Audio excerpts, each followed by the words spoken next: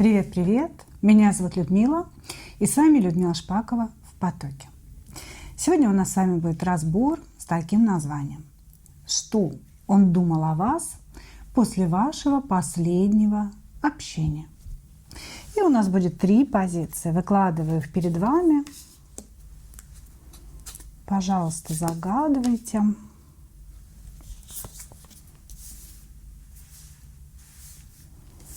И о чем же мы с вами поговорим. Значит, сначала сделаем небольшую сигнификацию вашего мужчины, для того, чтобы вы поняли, что именно он пришел на расклад. Значит, после сигнификации посмотрим, собственно говоря, что человек думал после вашего последнего общения и что он после этого общения чувствует к вам. Да, потому что думать человек может одно, чувствовать совершенно другое. В общем, 2 вот этих важных аспекта сегодня разберем. Итак, 2, 3 идут в ожидание. И начинаем с единичек. Кто к нам пришел? Что за человек?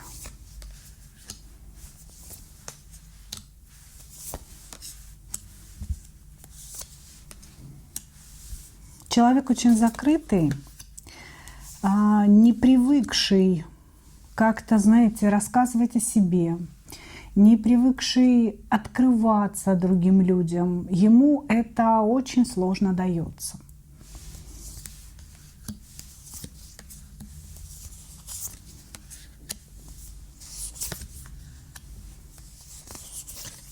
Угу. Так, значит, смотрите. Мужчина привык и умеет зарабатывать деньги. Вообще, в принципе, я бы сказала так. Для него основа жизни – это какое-то финансовое благополучие и финансовая стабильность. Пентаклевый король. То есть человеку очень важно, чтобы была крыша над головой, чтобы была стабильная работа, чтобы он, вот знаете, чувствовал себя настоящим мужчиной. Вот, значит, повторюсь, закрытый человек, не привыкший что-то говорить о себе, о своих чувствах. Он вообще, вы знаете, создает такое впечатление мужчины, который идет от ума. Да? То есть вы его можете спрашивать о чувствах, а он будет говорить: нам же хорошо вместе. Я же делаю какие-то действия, да? Я же дарю тебе цветы, я сделал тебе ремонт в квартире, к примеру. Да? Вот, значит, зачем тебе какие-то слова? Вы будете все время ждать от него каких-то слов, а он будет делать определенные действия в вашу сторону, да, и все время говорить о том, что зачем слова? Вот посмотри, я же действиями все всегда подтверждаю. И здесь человек как будто бы прячется. Он прячется от чувств, он прячется от эмоций относительно женщины. Почему? Потому что на самом деле он очень глубоко все чувствует, он очень глубоко все переживает. И он боится стать жертвой каких-то отношений, жертвой собственных эмоций. Может быть, его предали когда-то в жизни, и он уже через это прошел, да, и ему кажется, что если он откроется, если он скажет какие-то заветные слова своей любимой женщине, он потеряет себя, его опять обманут, о него вытрут ноги, да. Вот, значит, мужчина умеет действовать в сторону женщины. Мужчина умеет быть щедрым в сторону женщины. Но прежде чем открывать вот эту, знаете, графу в своей жизни, когда он что-то делает вообще в принципе для женщины, он должен эту женщину хорошенько проверить. Вот такое ощущение, что здесь требуется длительное общение. Да? Он может устраивать какие-то проверки. Он может пропадать, появляться. И потом, если он вас выбрал, если вы просоответствовали, да, уже начинаются какие-то вложения, подарки и так далее. Вот, значит, здесь еще, знаете, так интересно, ощущение, что он что-то о себе скрывает. Человек может быть военным, человек может быть при власти. И скрывает он, может быть, знаете, не совсем о себе, не что-то личное, да, а что-то, что вообще в принципе нельзя выносить на какое-то всеобщее обсуждение. То есть он старается о чем-то не договорить, о чем-то промолчать, вот о каких-то таких важных вещах. Вот, значит, что еще? Внутри он очень мечтательный и на самом деле верит в такую чистую кубковую любовь настоящую. То ли ждет эту любовь, то ли ищет эту любовь. То есть вот он в нее верит, но он как будто бы себе запрещает верить в такую любовь. Он говорит, что людям должно быть друг с другом удобно, комфортно, люди должны закрывать потребности друг друга, а вот эти вот все ваши нежности, да, это уже там дело десятое. Но внутри как будто бы он этих нежностей очень жаждет, понимаете? То есть человек верит в нежную, искреннюю любовь, и он бы ее очень сильно хотел. Просто запрещает себе в это верить. Хорошо, хорошо. Ну, давайте смотреть. Что он думал после вашего последнего общения?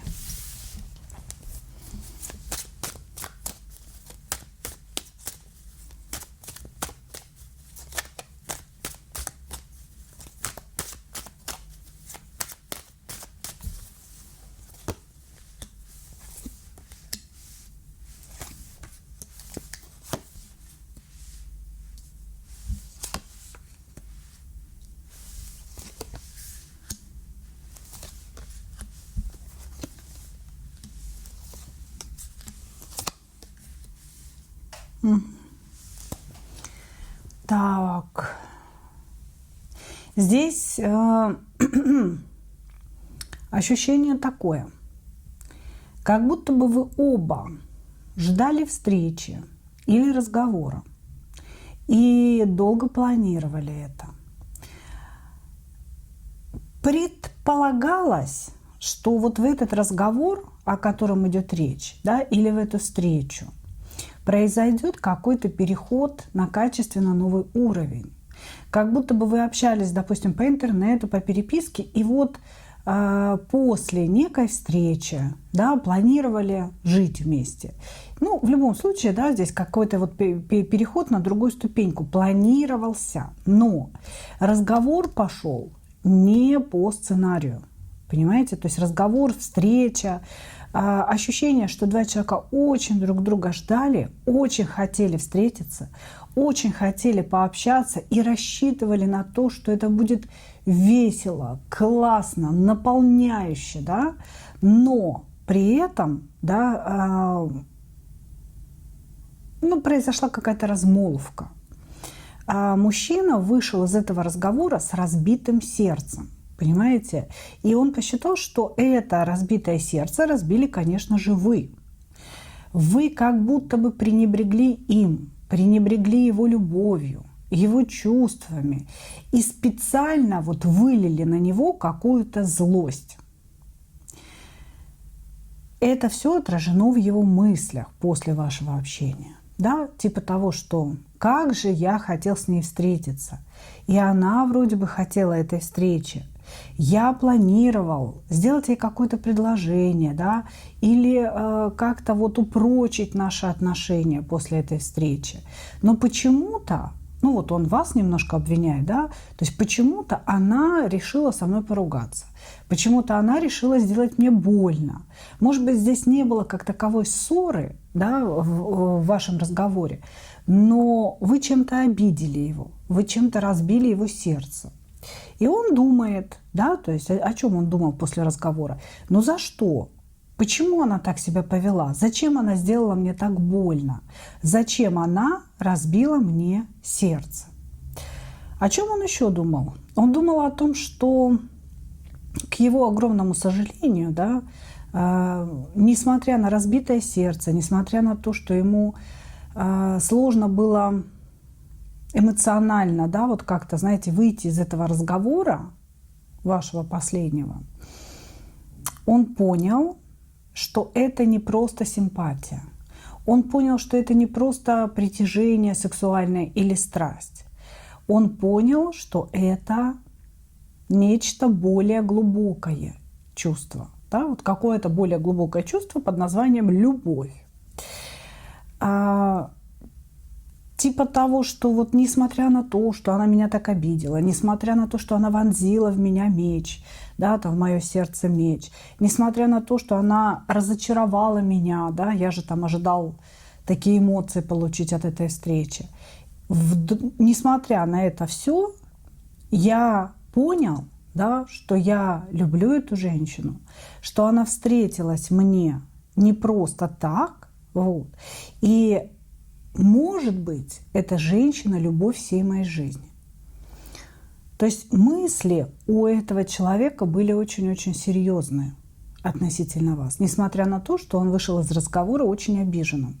Просто как будто бы, знаете, обижен или не обижен, но все равно эта встреча или этот разговор подтвердили ему глубину его чувств к вам.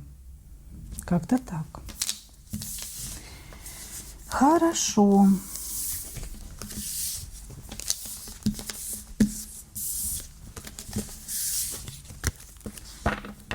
Давайте посмотрим, а что же он чувствовал после вашего последнего разговора.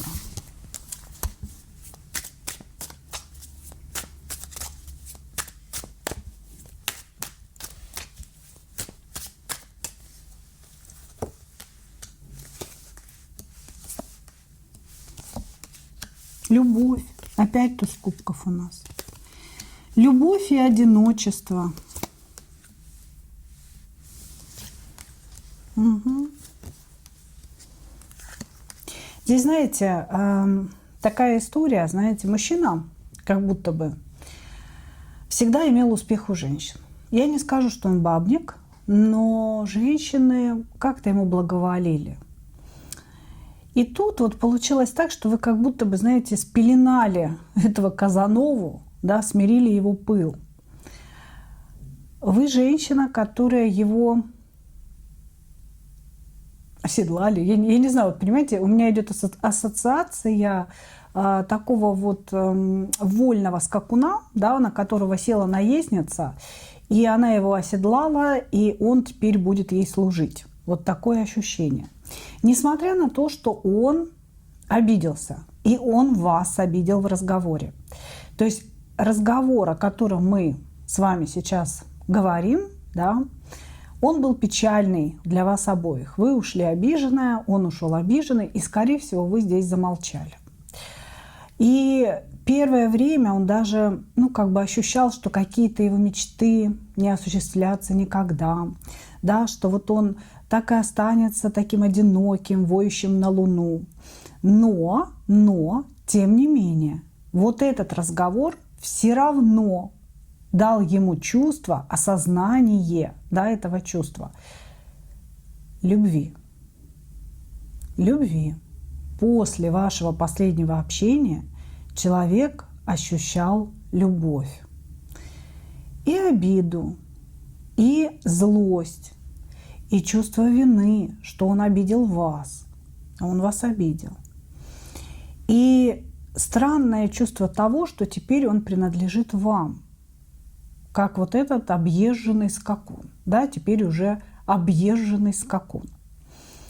Он чувствовал какую-то боль от того, что между вами все непросто. Здесь, может быть, есть какие-то треугольники. Он чувствовал, что, понимаете, он сидел, углублялся в себя, но почему все так? Здесь внутри человека на самом деле все очень-очень болезненно. Но это такая сладкая боль. Это сладкая боль от любви и от этой невозможности. Вроде бы между вами невозможно отношения, но как-то все равно это все сладко. Но мы же можем с ней переписываться, но мы же можем иногда видеться, да? Но вот все равно у меня на душе сладко, говорит он. Короче говоря, несмотря на то, что вы поругались, человек вас любит. Он понимает, что совершил какие-то, сказал, наверное, неправильные слова, да, совершил неправильные поступки, что он вас обидел. Но оправдывает себя, да, тем, что я же тоже обиделся. Она же тоже меня обидела. Тем не менее, вы любимая женщина. Понимаете? Туз кубков, королева кубков. И вы здесь именно та женщина, которая просто охомутала, остановила человека, да, который до этого любви не знал.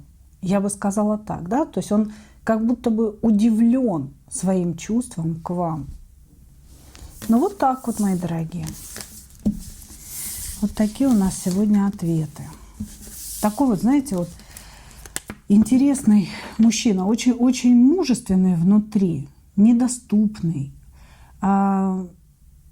продуман. Я не скажу, что холодный, нет. Вот как будто бы он далекий какой-то от вот этого всего чувства и так далее. И тут вот появились вы, и бабах, как будто открылись новые двери для него. Понимаете? Вот идет такое ощущение, что, боже, что со мной вообще происходит? Вот так вот человек здесь размышляет. Благодарю вас. Двигаемся дальше.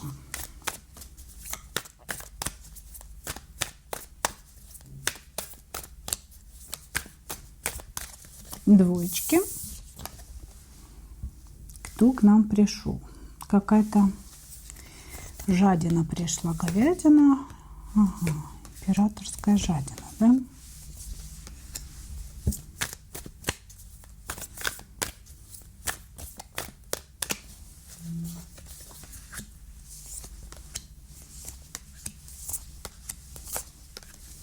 Угу. Так, ну, здесь отношения могут быть по работе.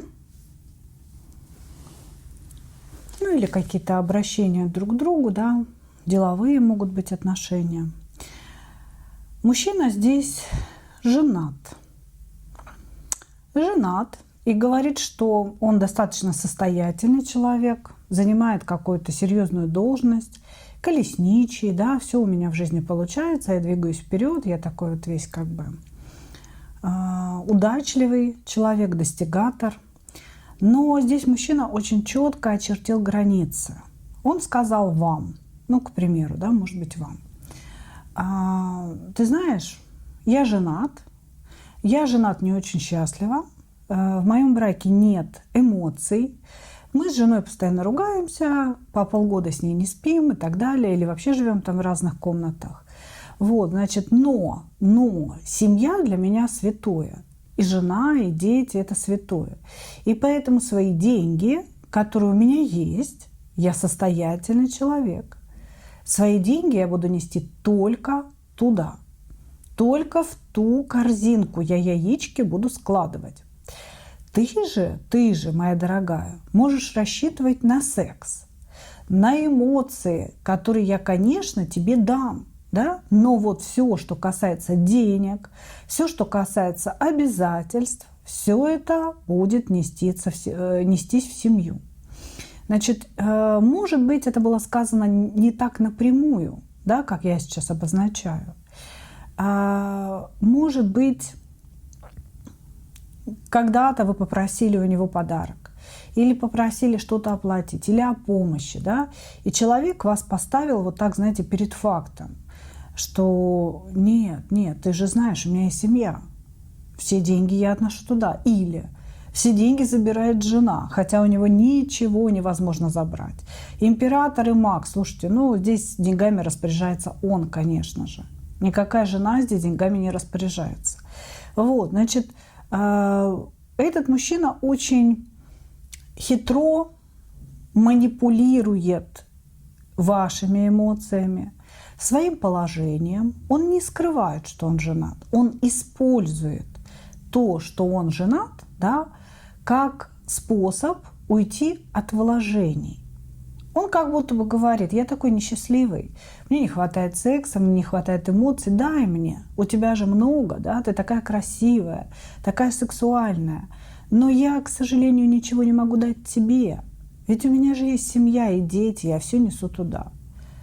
Ну тогда и писю оставляй там, надо было сказать, понимаете? Что ж ты писю-то сюда принес, значит, а деньги, заботу, Все несешь в семью. Ну, как-то это несерьезно. Хорошо. И вот была у вас встреча, да, или общение последнее. И что же он после него думал?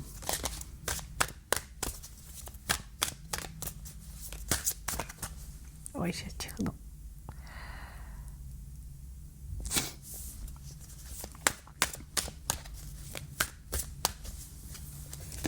Что же он думал? Ох, она мой дьявол, боже мой. Ой. Но вы здесь его немножечко перехитрили. Перехитрили хитреца и мага. Поздравляю.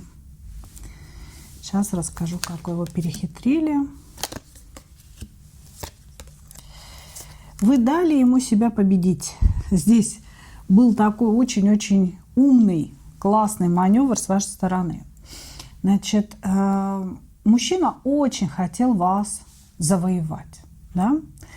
И вы дали ему в этом разговоре, в этом общении себя завоевать. Да? У каждого это будет что-то свое. Кто-то переспал, да, с мужчиной, может быть, там долго не давались, переспали. Кто-то сказал о своей симпатии. Да, долго не говорили, что он вам нравится, а тут сказали. У кого-то это было по-другому, но здесь, понимаете, что произошло? У мужчины появилась иллюзия того, что он вас завоевал, что теперь вы ему принадлежите. И это сделало его безумно зависимым от вас. Понимаете? То есть как будто бы ну, бывают мужчины, да, которые после завоевания, после вот этих ощущений, что я победил, теряют интерес. А здесь, наоборот, мужчина впал в зависимость. И он такой: Господи, Боже, Боже, какая женщина, какой сумасшедший дьявол внутри нее. Я хочу еще, я хочу еще. Вот такое у него возникло ощущение. Вот, значит, о чем он думал? Он думал о том, что наконец я победил ее. Наконец я получил что-то, что мне было нужно. При этом у всех это будет разно, как я говорила, да? Я испытал невероятный кайф от этого, от того, что вот я просто почувствовал себя триумфатором. Но теперь почему-то мне хочется видеть ее все чаще и чаще. Теперь я о ней постоянно думаю, теперь я ее постоянно хочу. Ёкарный бабай, да что ж такое-то? Вот. Значит, он думал о том, что вот это вот все наслаждение с вами, вообще общение с вами для него наслаждение. Это наслаждение нужно оплачивать. Причем у кого-то в буквальном смысле деньгами, да, будет, а у кого-то, может быть, временем, может быть, я даже не знаю, и усилиями какими-то, да. Вот. И он думал о том, что потребуются вложения, которые он делать не готов. И это его очень сильно расстроило. То есть, с одной стороны, человек испытал эйфорию, думая о том, что наконец-то получил от вас то, что ему хочется. С другой стороны, задумался над тем, что теперь он стал еще зависимее от вас, и это потребует вложений. А к вложениям он не готов. Значит, и вот эти мысли, да, внутри него начали какую-то борьбу. Он боролся сам с собой. Желание позвонить вам, написать, сказать о том, какая вы офигительная, просто невероятная, по дьяволу, сексуальная, классная, нереальная, да? Это желание боролось с желанием как-то, знаете, выглядеть для вас холодным, уравновешенным, не заинтересованным ни в чем человеком. То есть здесь мужчина после вашего общения последнего, да, вот прошел такой путь в своих мыслях и принял решение такие манипулировать вами. Ну, то есть показывать вам свою холодность. Не игнор, нет, а вот какое-то отстранение, холодность и такое, знаете, совершенно спокойное отношение к вам. Но он вообще не спокоен. Слушайте, он в двойном дьяволе находится. Перевернутый иерофант и дьявол сам по себе. Он говорит, что он стал одержим вами. И самое главное, этого не показать, не продемонстрировать. Хорошо. Давайте посмотрим чувства. Какие чувства у него были после встречи?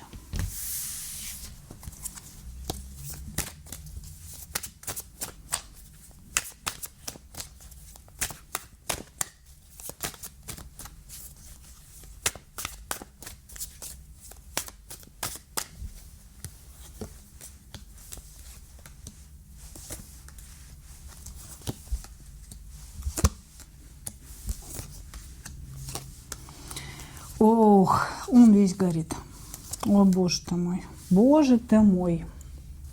Значит, я уж не знаю, что это за общение это такое было. Мужчина здесь весь обожжен. Просто обожжен. Он горит. Какие чувства? Я люблю ее. Я хочу ее, значит, просто вот всю схватить с ножками, с ручками, куда-то завернуть и утащить к себе в берлогу. Я хочу быть для нее императором.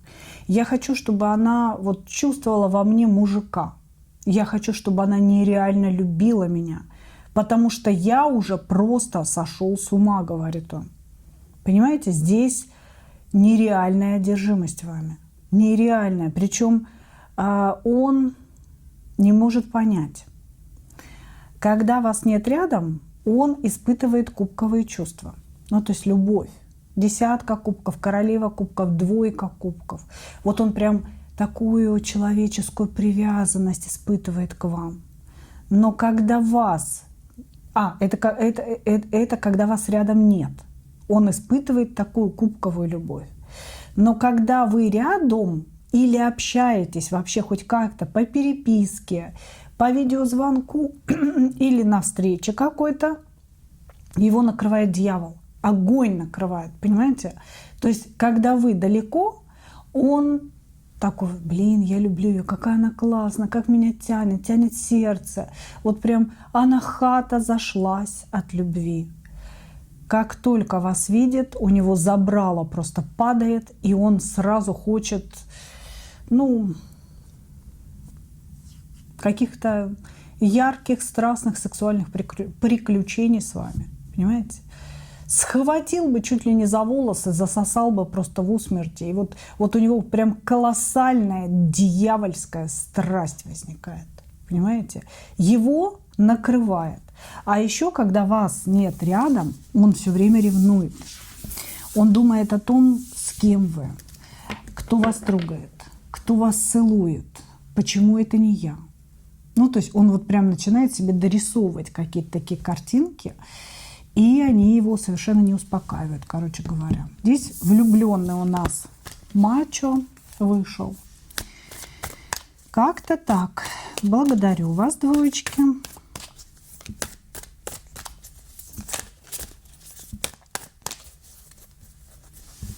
Троечки. Дьявол. Здесь очень привлекательный мужчина, очень сексуальный. И он может быть даже физически не настолько прям привлекательный, да, но в нем внутри бушует сексуальность, бушует сексуальный огонь.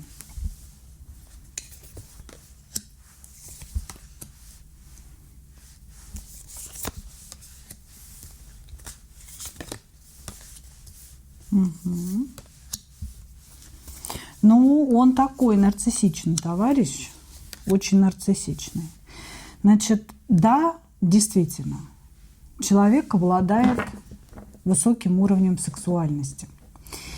И любит он секс, и, в общем-то, ведет себя так, что невозможно мимо пройти. Вот от него как будто бы пышет это все, пышет, пышет, пышет.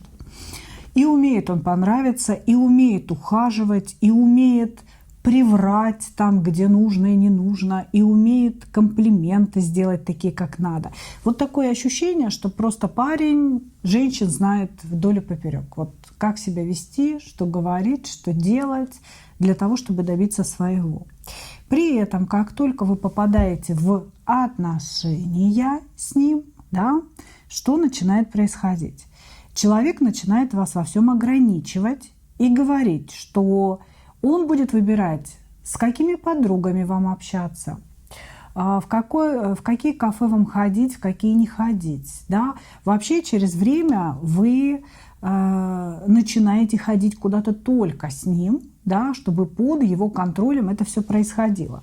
И здесь мужчина, ну, как бы требует, наверное, так можно сказать, чтобы женщина его, он считает, уважала, да, но на самом деле слушалась. Здесь мужчина хочет, чтобы женщина, которая находится с ним в отношениях,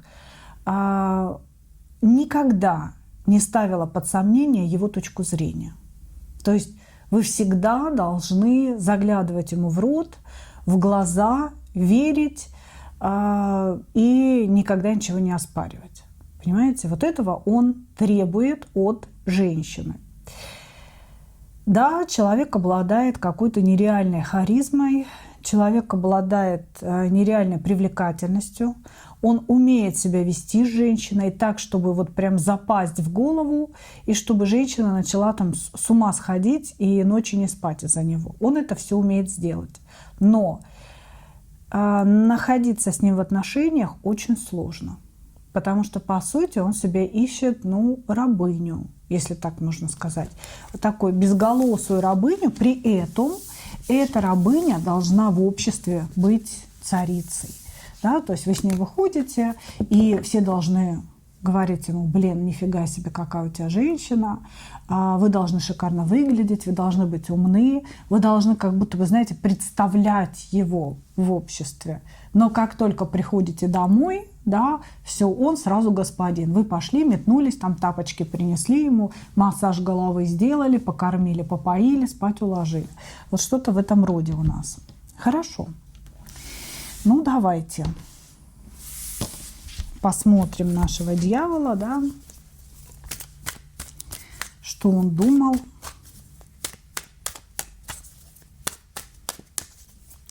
после последнего общения с вами.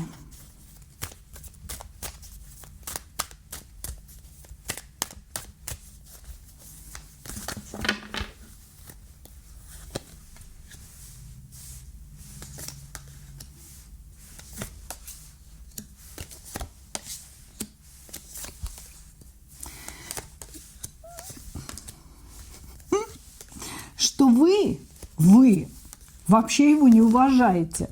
Вы понимаете, вы нарушили какие-то основные правила, которые он вам обозначил уже, понимаете? И о чем он говорит? До этого общения у него были мечты. Мечты какие? Мечты, что вот сейчас он придет навстречу или позвонит вам, да? И вы скажете ему, какой он классный, какой он император, какой он офигительный. Короче, он от вас ждал каких-то признаний. Вот, то есть тут его мысли, они как бы разделились на до и после, да? До разговора, до общения. Он весь в мечтах. Сейчас я с ней начну разговаривать, она скажет: боже, какой ты император всех императоров, да? Но на самой встрече или на самом общении вы его обидели, вы унизили его страшно, его эго рухнуло вниз. Значит, вы говорили какие-то вещи, которые попадали в самое сердце, в самую точку, понимаете, болезненную очень точку нарциссичного эго. Я не скажу, что здесь вот прям, знаете, такой вот классический там какой-нибудь грандиозный или скрытый нарцисс. Нет. У этого человека просто есть нарциссичные черты именно в отношениях с женщиной. Да? То есть женщина должна быть ниже, она должна присмыкаться, она должна его почитать как господина своего. Короче, нифига вы его здесь не почтили. как господина, вы здесь показали вы показали характер, вы его хлестанули по полной программе, по его эго. Вот, эго рухнуло, и он очень сильно был оскорблен. Мало этого, он решил после этой встречи, что все, между вами кончено все, даже не думай, что он закрыл все двери, что, значит, заблокирует вас везде и повсюду, и больше вас в свою жизнь не пустит. Но, вот я просто смотрю, да, как это все происходило. Но, может быть, после того, когда уже заблокировал, да, хлопнул дверью, что-то такое сказал, он передумал, короче. То есть здесь этапность была определенная. Он мечтал о вашей встрече, о вашем преклонении. На встрече вы нифигаса не преклонились, а унизили его эго. Он распсиховался, хлопнул дверью, кончено все, даже не думай. Потом прошло какое-то время, он сам подумал, посидел на заваленке и такой, ну ладно, пусть напишет, да, пусть напишет, может быть, я ее прощу. Еще через 2 дня пусть напишет, наверное, я точно прощу. Еще через 2 дня, напиши, пожалуйста, напиши. Понимаете, как бы, а вы не пишете.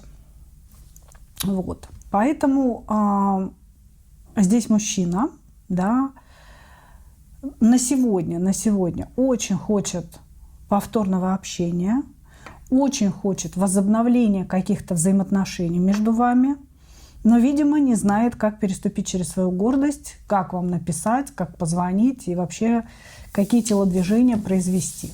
Вот. Но это вот его мысли. Хорошо. Что же он чувствовал, униженный и оскорбленный дьявол наш?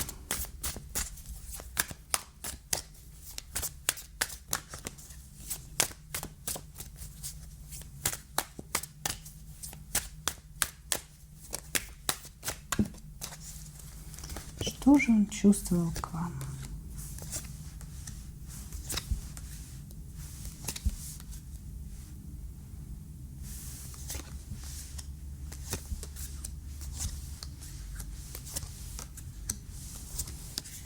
Она меня не любит так, как я. Короче, вы победили в чем-то. Мужчина считал себя главным. Мужчина считал, что вы его любите. Мужчина считал, что вы для него готовы на все. Что вот просто он махнет левым пальцем правой ноги, и вы побежите. Но эта встреча стала для него открытием. Причем неприятным. Он понял, что вы сильнее, чем он. Он понял, что вы над ним находитесь, что это он влюблен, что он капризный, что он непостоянный, что он не знает, что хочет. Ну, то есть внутри него было вот это ощущение: я сам не знаю, что я хочу.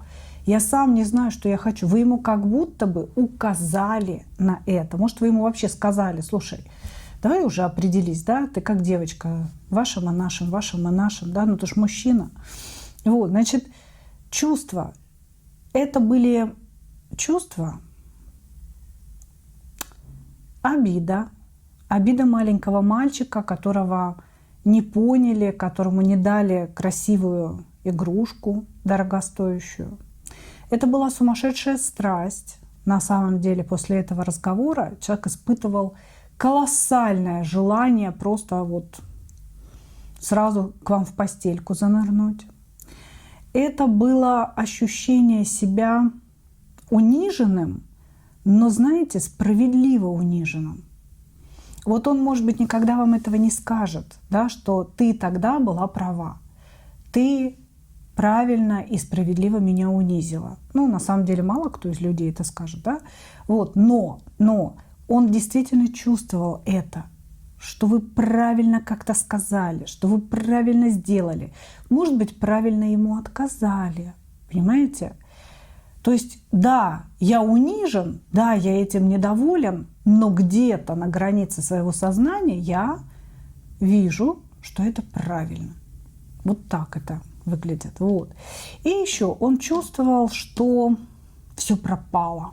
Страшный суд, что вы его карма, что вы его наказание, что вот эти все ощущения, да, вот он такой весь дьявол, он привык быть брутальным, он привык, что девчонки прям штабелями там раскладываются, а вы не разложились штабелями, вы ему еще и какую-то правду матку рубанули. И он из-за этого, понимаете, заинтересовался вами еще сильнее.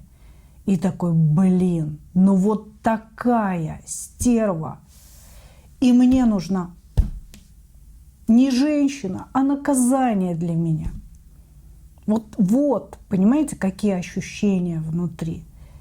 Здесь человек привык любить себя, привык жить ради удовольствия, ради наслаждения себя любимого. И поэтому, конечно же, думать о ком-то другом, быть зависимым от женщины, да, для него это все достаточно сложно. Но у него внутри это все происходит. Происходят вот эти вот все перетурбации, понимаете? И поэтому он то принимает решение, что все, общения больше никакого не будет, то передумывает, то сидит возле телефона, просит, чтобы вы позвонили, написали, ну, пожалуйста, пожалуйста, пожалуйста. Но если вы позвоните и напишите сами, вы что послушаете? Как вы считаете? Вы послушаете, куда он вас пошлет. Потому что тогда он снова почувствует силу, и он поймет, я победил, да, то есть я тебе все-таки нужен. Ваша ценность сразу начнет падать, да. Поэтому я здесь, конечно, не рекомендую ему написывать самостоятельно. Пусть созревает и уж там пишет, приезжает и делает какие-то шаги самостоятельно. Но вы его здесь очень сильно волнуете, очень сильно тревожите. Ну что, мои дорогие, вот такой получился у нас разбор. Благодарю вас за ваше внимание. И как обычно, хочу вам пожелать только одного: встретить свою настоящую любовь и не потерять в ней себя. Ну а мы увидимся с вами в следующих видео. Пока-пока.